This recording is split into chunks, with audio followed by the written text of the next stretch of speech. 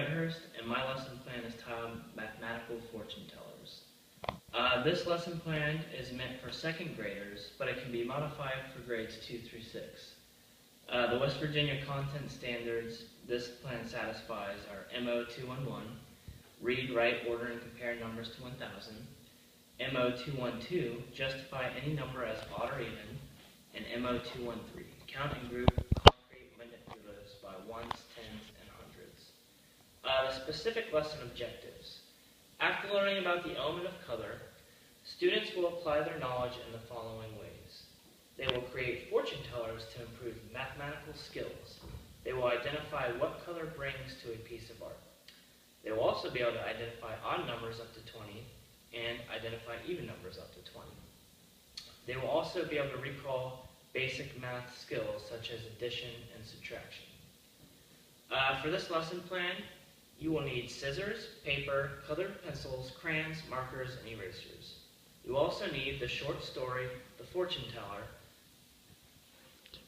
by Lloyd Alexander.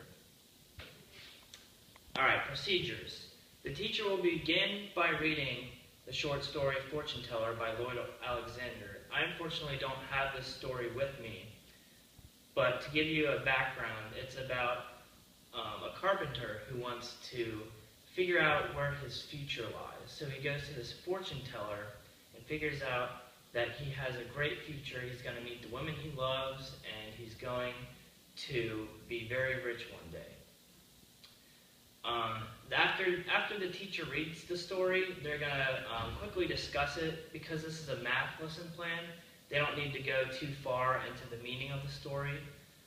But I want the teacher to be able to identify and show where color and shape are used in the story. The teacher will then present their fortune teller they created and ask volunteers to play. I have with me a fortune teller I made, and I'm going to teach you all how to make it. To make the fortune teller, you're going to need to start out with a square piece of paper.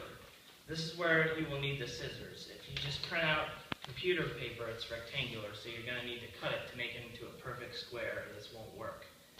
Okay, so the first step into making your fortune teller is to fold your paper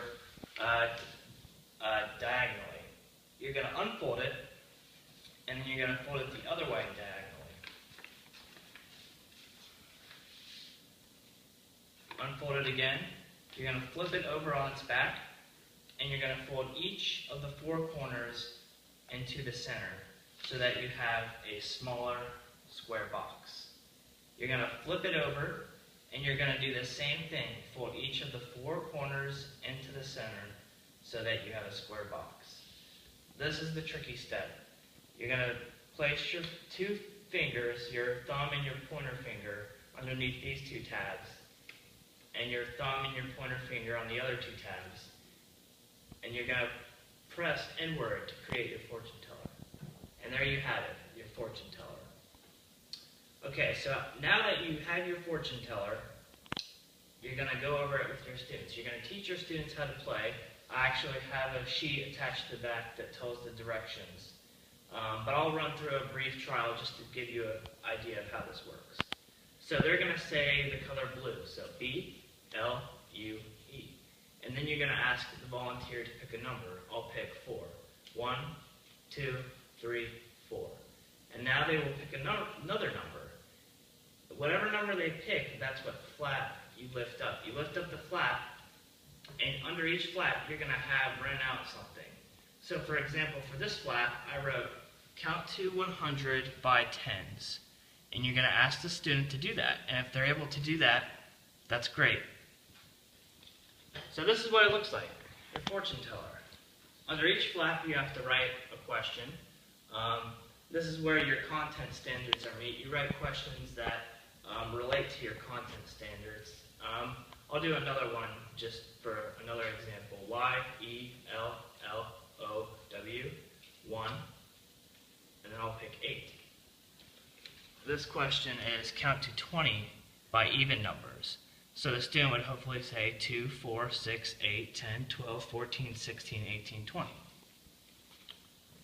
So after you've shown your students the fortune teller and had volunteers come up and play it with you.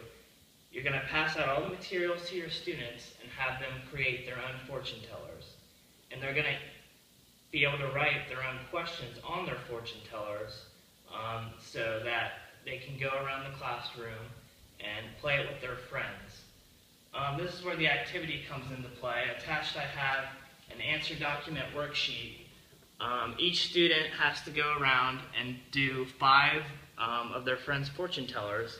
They're going to write the question they were asked, and then they're going to write the answer they got. This will be turned into the teacher at the end of the day so that you know your kids' questions were appropriate and that they answered the questions correctly.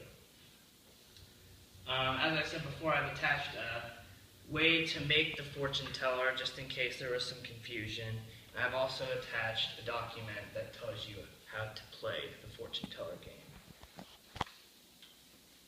Modification. This lesson plan is simple to modify. All you need to do is create more difficult questions on the fortune teller. For example, a 2nd grader will be able to count to 20 by even numbers, but a 4th grade student, that'd be really easy for them. They should already know how to do that. So instead of writing a question count by evens, you could write what is 6 times 3, or something more advanced for them.